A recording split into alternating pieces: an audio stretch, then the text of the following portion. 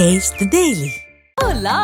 Your dream vacation to Turkey starts from rupees 79,999 only with GT Holidays, South India's #1 travel brand. Tirupati கோவிலினுடைய பிரசாதமான லட்டுல விலங்கின் கொழுப்பு கலக்கப்பட்டதாக adulteration நடந்ததாக செய்திகள் பரவிய உடனே இங்கு கோடிக்கணக்கான பக்தர்கள் பெரும் அதிர்ச்சியில் இருக்காங்க. நீங்க எப்படி பார்க்கறீங்க? இந்த மாதிரி லட்டுல ஒரு கலப்படம் நடந்திருக்கா? கலப்படம் என்பது ஆதி காலத்திலிருந்து இருக்கக்கூடிய விஷயம். ஏதோ 20ஆம் நூற்றாண்டுல தான் இதெல்லாம் நடந்ததா எல்லாம் நினைக்கிறேன். ஒரு தெய்வ வழிபாடு, இவ்வளோ கோடி மக்களுடைய வழிபாடு, அந்த வழிபாடுல அந்த பிரசாதத்துல இது போல கலப்படம் ஒரு சிஎம் கொடுக்குறாரு. அவர் இன்னொரு 4-5 எவிடன்ஸ் வச்சுக்காம இதை செய்ய முடியுமா? நான் அரசியல் ரீதியாக கொண்டு வர வேணாம், பரிகார ரீதியாக ஏதாவது நீங்க பேசுவீங்க. பட் நீங்களே அரசியல் ரீதியாக வந்ததுனால நான் நேரடியாக வரேன். இதை தேசிய ஜனநாயக கூட்டணி என்டிஏ அலைன்ஸ் எம்எல்ஏக்கள் கூட்டத்தில் உட்காந்து இதையே அவர் தெரியப்படுத்தணும். இது எவ்வளவு பெரிய இஷ்யூ, இது நேஷனல் இஷ்யூ. இது அதாவதுங்க, நீங்க ஒன்று நடந்திருக்கிறதுன்றது அவரால் ஏற்றுக்க முடியாதுங்க. அவர் ஒரு பக்தராக இருந்தால் எப்படி ஏற்றுக்க? ஆர்டினரி கீ இருக்கு இல்லைங்களா, அதுவே இன்னைக்கு ஹோல்சேல் பிரைஸ்ல 800 ரூபாய். அதை நீங்க 300 ரூபாய்க்கு எடுக்கிறீங்க. இது 2 கவர்மெண்ட்லயுமே நடந்திருக்கு. ஆமாங்க, சந்திரபாபு நாயுடு கவர்மெண்ட்லயும் நடந்திருக்கு, ஜெகன்மோகன் கவர்மெண்ட்லயும். சந்திரபாபு நாயுடு இருக்கட்டும், ஜெகனா இருக்கட்டும். இல்ல, இது 2 ஆட்சி காலத்திலும் நடந்திருக்குன்னா அப்ப 2 ஆட்சி காலத்திலும் இந்த மாதிரி அடல்ட்ரேஷன் நடந்திருக்கலாம், கலப்படம் நடந்திருக்கட்டும். யாரு பண்ணாலும் நான் என்ன சொல்றேன், எனக்கு என்ன சந்திரபாபு நாயுடு வேண்டியவரா?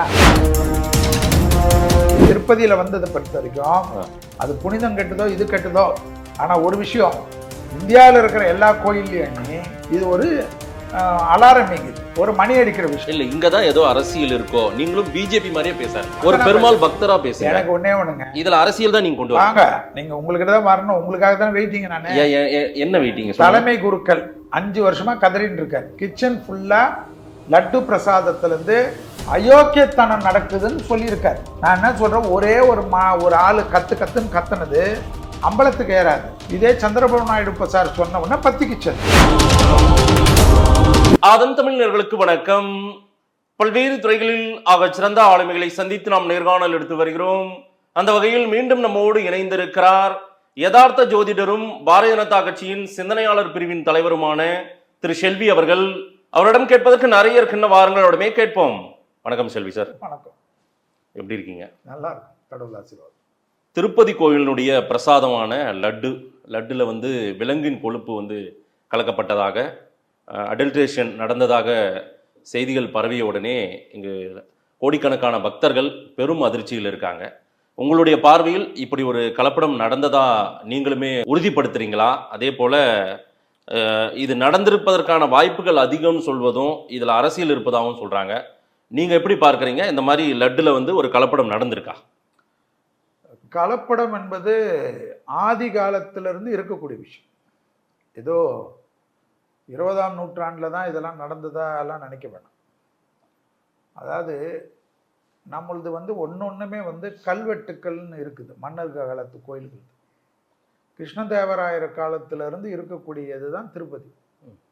திருப்பதியில் நம்ம மைசூர் இந்த கல்வெட்டு ஆராய்ச்சியுடைய மத்திய தொழில்துறையுடைய டைரக்டராக இருக்கக்கூடியவர் ஒரு பேட்டி கொடுத்துருக்கார்.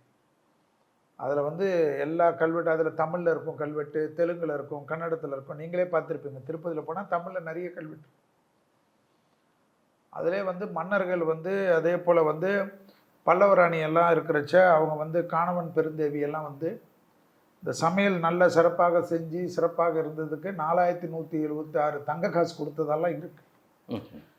அந்த கல்வெட்டில் என்னென்ன இருக்குன்னா, அர்ச்சகர்களுக்குமே சமையலில் குறை செய்பவர்களுக்குமே தண்டனை இருக்குன்னு.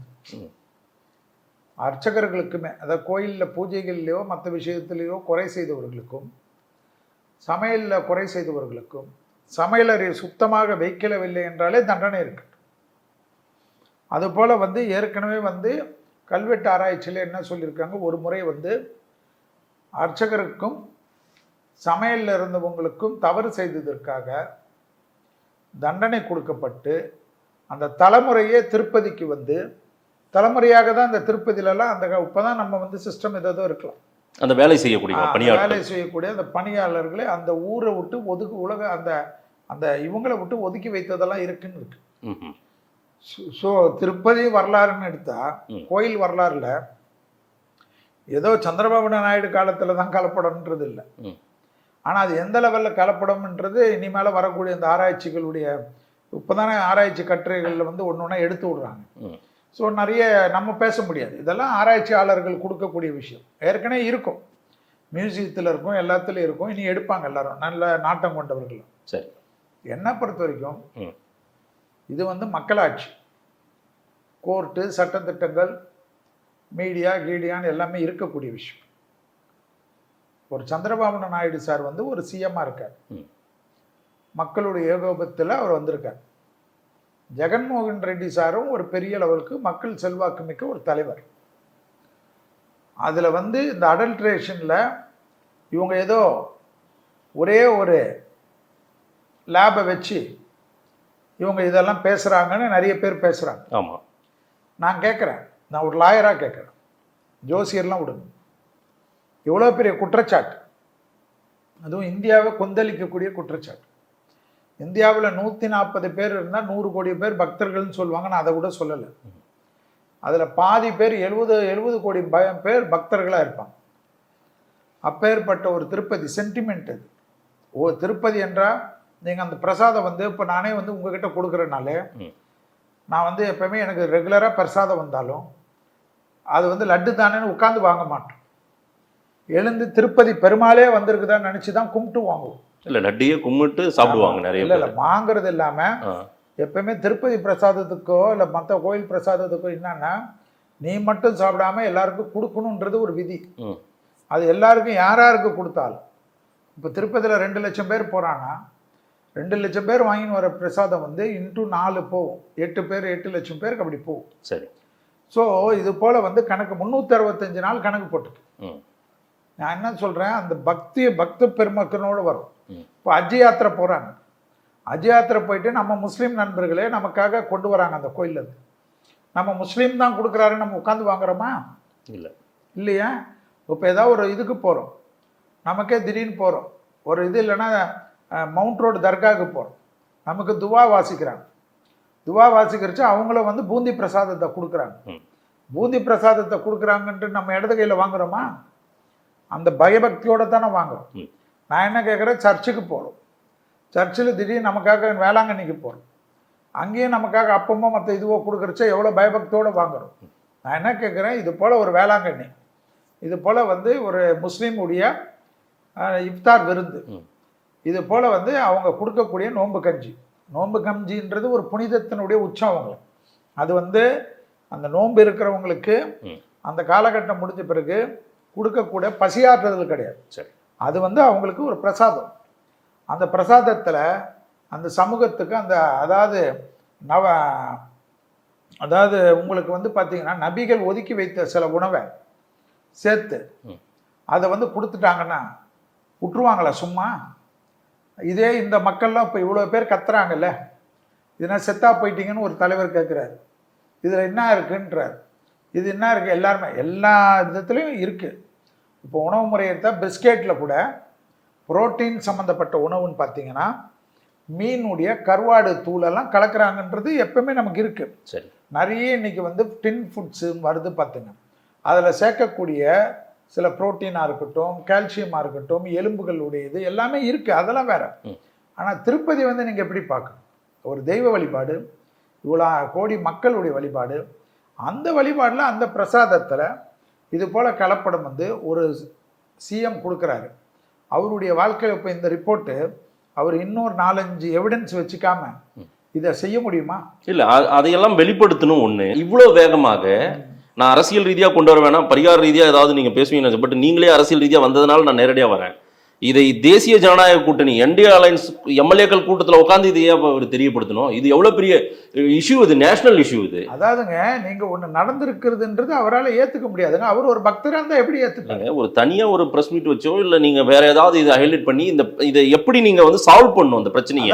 ஆனால் பிரச்சனையை உருவாக்கி இருக்காரு சந்திரபாபு நாயுடு. இவ்வளோ தொலைவு ஒரு விஷயம் நடந்திருக்குன்னா பிரச்சனை உருவாக்குறாங்கன்னா நீங்கள் ஒன்று கேட்குறேன், உங்கள் நிர்வாகம் இருக்கட்டும், உங்கள் நிர்வாகத்திலே இருக்குது, நம்ம ஓப்பனாக பேசுவோம். உங்கள் நிர்வாகத்தில் ஒரு ஊழியர் ஏதாவது தப்பு பண்ணால் மொத்தம் ஆதனுக்கு தானே அது டிஃபெக்ட். சரி, திருமலை திருப்பதி உடைய ஒரு விஷயம் இன்னைக்கு அவர் வந்து இது மாதிரி அவர் கொண்டு வரலன்னா ம். அவரும் நாளைக்கு கொலுவிட் ஆயிட்டார் தானே சொல்லுவாங்க. அவரே கண்டுக்காம இதை குமுக்குமா முடிக்கணும், இது வந்து சரி வராது, இது வந்து ரொம்ப இதுவாகும் அப்படின்ட்டா இவருக்கு என்ன வந்ததுன்னு தானே அடுத்த கேள்வி நீங்க கேட்பீங்க. ஏன் அன்னைக்கே சொல்லலைன்னு நான் கேட்கறது என்னன்னா, ஜெகன்மோகன் ரெட்டி மேல தப்பு இருக்குன்னு வைங்க, இல்லைன்னே வைங்க. இல்ல தப்பு இருக்கா இல்லையா இல்ல, நான் பேச வரேன். தப்பு உங்க இல்லை, பார்வையில தப்பு இல்லைன்னு இப்போ உங்களுக்கு நான் சொல்றது அரசு இல்லை, கோர்ட் இருக்கு, ம். டைரக்ஷன் இருக்கு, நிறைய லேப்ஸ் இருக்கு, ம்.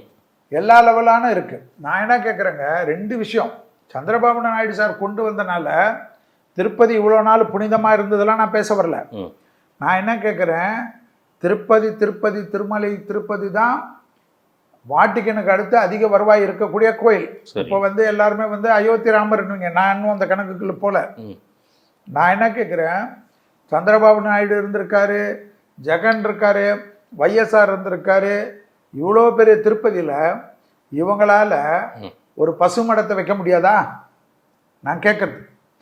அடுத்தது லேப் ஃபெசிலிட்டிஸு, இவங்களுக்கு இவ்வளோ பெரிய டைரி மில்க் எடுக்கிறாங்க, நெய் எடுக்கிறாங்க, அது இல்லாமல் மற்ற பொருளெல்லாம் எடுக்கிறாங்கன்னு வச்சுக்கோங்க. பாதாம் எடுக்கிறாங்க, முந்திரி எடுக்கிறாங்க, பிஸ்தா எடுக்கிறாங்க, கற்கண்டு எடுக்கிறாங்க, பச்சை கற்பூரம் எடுக்கிறாங்க. அந்த அந்த லட்டுன்றது பலதரப்பட்ட விஷயத்துல தான் வருது, இன்கிரீடியன்ஸில் கடலை மாவுலேருந்து எல்லாமே நீங்கள் எல்லாத்தையும் எடுக்கிறீங்க. எல்லாத்துக்கும் ஒரு லேப் வைக்க வேண்டியது தானே. குவான்டிட்டி எவ்வளோ பெரிய குவான்டிட்டி, உங்களால் ஒரு லேப் வைக்க தெரியாதா? திருப்பதியில வைக்க முடியாதா? நான் என்ன கேட்கறேன், 2 பேருமே அதை பண்ணாம விட்டுருக்காங்கல்ல. அதை தான் நான் சொல்றேன். சரி, அதாவது இது எப்படின்னா, இந்த கோயில் சிஸ்டம் வருமானம் வருது இல்ல, வருமானத்துக்கு மட்டும் ஆசைப்படுறல. நான் என்ன கேட்குறேன், எனக்கு பேசுங்க சார். ஒரு சாதாரண நீங்களும் நானும் போ, ஆர்டினரி கடை, பிராண்டு பேரே வேணாம், சாதாரண ஒரிஜினல் சாதாரணமாக, அதாவது ரொம்ப ஹை எண்டு கிடையாது. நான் சொல்கிறது A2 மில்க்கு கிடையாது, நான் சொல்கிறது A2 கீ கிடையாது. அந்த கீ நீங்கள் வாங்கணும்னா 2500 ரூபாய் ஒரு கிலோ நிற்கி பசு நெய். ஆர்டினரி கீ இருக்கு இல்லைங்களா, ஆர்டினரியாக இது பசு நெய்ன்னு கொடுக்கறது, அதுவே இன்னைக்கு வந்து ஹோல்சேல் ப்ரைஸில் 800 ரூபாய், எப்படி ரீட்டைல் ப்ரைஸில் 960 ரூபாய் வரும். சரி, ஸோ அதை வந்து நீங்கள் வந்து 300 ரூபாய்க்கு எடுக்கிறீங்க.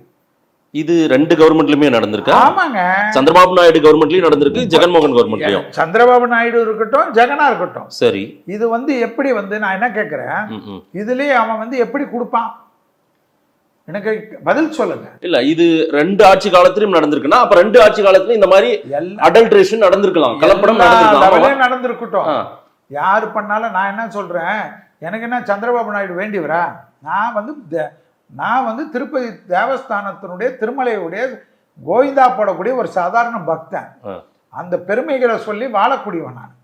எனக்கு ஜோதிடன் இருக்கனால அந்த திருப்பதி நான் என்ன சொல்றேன், இதெல்லாம் வந்துங்க, இதெல்லாம் வந்து ஒரு விஷயமும் பார்க்கணும். நம்ம 320 ரூபா கான்செப்ட்ன்றது பசுனை கிடைக்குமான்றத நம்ம சிந்திக்கணும். சும்மா அவர் சொல்லிட்டார் இவர் சொல்லிட்டாருன்றது இல்லை, இதனுடைய வழி வகை என்ன பண்ணியிருக்காங்க. இவ்வளோ நாள் அவங்க புத்திசாலித்தனமாக என்ன பண்ணியிருக்காங்க, நந்தினின்ற கர்நாடகா கவர்மெண்ட்டுடைய நெய்யை வாங்கியிருக்காங்க. சரி, அந்த நெய் எப்படின்னா, அதில் பசுமாடு இருக்கும், எரும மாடு இருக்கும், பசு நெய் மட்டும் இருக்காது. ஆனால் அந்த நெய்யாவே இருக்கும். அதில் வந்து நல்ல ஞாபகம் வச்சுங்க, நீங்கள் சொல்கிற மீனோ சோயாவோ வெஜிடபிள் ஆயிலோ பன்றி கொழுப்போ இல்லை வேற ஃபிஷ் ஆயிலோ இதுக்கு சாத்தியம் கிடையாது. சரி, ஆனால் இவங்க ஜெகன்மோகன் ரெட்டியுடைய சொந்தக்காரர் வந்த பிறகு ட்ரஸ்டியா இந்த ஆஸ்பெக்ட் வந்து, ஏன்னா நந்தினி வந்து ஒரு கவர்மெண்ட்டுடைய கோஆபரேட்டிவ் பாடி, சரி, அவங்க கொடுத்துட்டு இருக்காங்க. அவங்க ஏற்கனவே சொல்றாங்க, இதுக்கு எங்களை மீறி கீழே ஒருத்தன் கொடுக்குறான்னா அவன் அடல்ட்ரேஷன் தான் பண்ணுவான்னு லெட்டர் கொடுக்குறாங்க. எது அந்த கர்நாடக நிறுவனம்? ஆமா, கர்நாடக நிறுவனம் கொடுத்திருக்கிறது இருக்குது எவிடன்ஸ். நான் கொடுக்குறேன், உங்களுக்கு வீடியோ அனுப்புறேன். இல்ல, ஏஆர் நிறுவனம் அவங்க தெளிவுபடுத்துறாங்க, இதுல நாங்க எங்கனாலும் நாங்க சவால் விடுறோம்ன்றாங்க. ஒரு நிறுவனம் அப்படிதான் சார் பேசுவாங்க, கேஸ் வரட்டும் எல்லாமே வரும். நான் சொல்றது எனக்கு ஏஆர் நிறுவனம் சொந்தக்காரா இல்ல அகைன்ஸ்டா? சரி, நான் வந்து என்னன்னா நந்தினி ரிப்போர்ட்டை நான் சொல்றேன் உங்களுக்கு. நந்தினி வந்து கவர்மெண்ட் ஆர்கனைசேஷன், நீங்க வந்து எங்களை ஏன் மாத்துறீங்க, நாங்க உங்களுக்கு கொடுக்குறோம், எங்களுக்கே நஷ்டப்பட்டாலும் இது கோஆபரேட்டிவ். ஏன்னா இப்போ ஆவின் கொடுக்குது, ஆவின் கொடுக்குற ஒரு லிட்டருக்கும் எனக்கு பதில் சொல்லுங்க, ஹெரிட்டேஜ் கொடுக்குற ஒரு லிட்டருக்கும் எவ்வளோ டிஃபரன்ஸ்னு உங்களுக்கு தெரியும். சரி. ஏன்னா கவர்மெண்ட் ஆர்கனைசேஷன் சில நஷ்டத்தை ஏற்றுக்கும். நஷ்டத்தை ஏற்றுக்குன்னா மக்களுக்கு கொடுக்கும். ஆவின்ல ₹1 பால் ஏற்றினா நீங்கள் கொதிப்பீங்க. அதே ஹெரிட்டேஜில் ₹3 ஏற்றினாலும் நீங்கள் கொதிக்க மாட்டீங்க. ஏன் கொதிக்க மாட்டீங்கன்னா ஹெரிட்டேஜ்ன்றது நீ வேணா வாங்கிக்கோ, சரி, வேணான்னா போ. ஆனால் ஆவின் அப்படி கிடையாது, மக்களோட ஒன்றியப்பட்ட விஷயம். அது போல ஒரு ஆவின் நிறுவனம் இப்போ நம்மதில் என்ன பேசுகிறாங்க, இவங்க இது வரைக்கும் ஹெச்ஆர்என்சியில் இது வரைக்கும் ஒன்றுமே பேசாதவங்க இல்லை இல்லை இல்லை இல்லை இல்லை நாங்கள் ஆவின் தான் வாங்குறோம். இனி எல்லாம் ஆடிட்டிங்கெல்லாம் எடுத்தால் தான் தெரியும் அதனுடைய லட்சணம் எப்படின்னு. நீங்க ஒட்டுமொத்த கோவில்களின் புனித தன்மையே கேள்வி எழுப்புவீங்க. நான் என்ன கேட்குறேங்க, இப்போ வந்து திருப்பதியில் வந்ததை பொறுத்த வரைக்கும் அது புனிதம் கெட்டதோ இது கெட்டதோ, ஆனால் ஒரு விஷயம், இந்தியாவில் இருக்கிற எல்லா கோயில்லையும் எல்லாமே இது ஒரு அலாரமிங், இது ஒரு மணி அடிக்கிற விஷயம் இல்லை. இங்கே தான் ஏதோ அரசியல் இருக்கோ, நீங்களும் பிஜேபி மாதிரியே பேசாதீங்க. ஒரு ஒரு பெருமாள் பக்தரா பேசுங்க. எனக்கு ஒன்னே ஒண்ணுங்க, இதுல அரசியல் தான் நீங்க கொண்டு வாங்க. நீங்க உங்களுக்கு தான் வரணும், உங்களுக்காக தான் வெயிட்டிங். நானு என்ன வெயிட்டிங்? தலைமை குருக்கள் 5 வருஷமா கதறின்னு இருக்காரு. சரி. ரமண தீட்சிதர். ஆமா, அவர் பேட்டியும் உங்களை எடுத்திருக்கீங்க. ஆமா, ஓன்னு கதறாரு. அங்க எல்லாமே கெட்டு போச்சு, தவறுகள் நடக்குது. இல்ல இல்ல, அவரு நான் பேசுறது அட்மினிஸ்ட்ரேஷனை சொல்றாரு. அட்மினிஸ்ட்ரேஷன்ல என்ன சொன்னாரு, சமையல் அறையில அவ்வளவு தவறு நடக்குதுன்றாரு. கிச்சன் ஃபுல்லா லட்டு பிரசாதத்துல இருந்து அயோக்கியத்தனம் நடக்குதுன்னு சொல்லியிருக்காரு. நான் என்ன சொல்றேன், ஒரே ஒரு ஆளு கத்துன்னு கத்துனது அம்பலத்துக்கு ஏறாது. நான் என்ன சொல்றேன், இதே சந்திரபாபு நாயுடு சார் சொன்ன உடனே பத்திக்கிச்சது. பத்திக்கின பிறகு இதோ எல்லாமே வந்திருக்குது. ஒரு லேப் ரிப்போர்ட். எல்லாரும் என்ன நினைச்சுக்கிறாங்க, நான் ஒன்றும் முட்டாள் கிடையாது. நான் என்ன கேட்குறேன், அதே போல் யாரும் மக்கள் முட்டாள் கிடையாது. இந்த ஒரு லேப் கொடுத்துருக்கிற குஜராத் லேபை வச்சு சந்திரபாபு நாயுடு சார் இவ்வளோ பெரிய அலிகேஷனை கொடுப்பாருன்னு நீங்கள் நம்பினீங்கன்னா அது என்னை பொறுத்த வரைக்கும் தவறு. இல்லை, நான் இந்த நம்பிக்கையை மதிக்கிறேன். மக்கள் என்ன சொல்கிறாங்கன்னு பார்க்கலாம். நேரம் கொடுத்து பேசியமைக்கு நன்றி ஷெல்வி சார். நன்றி.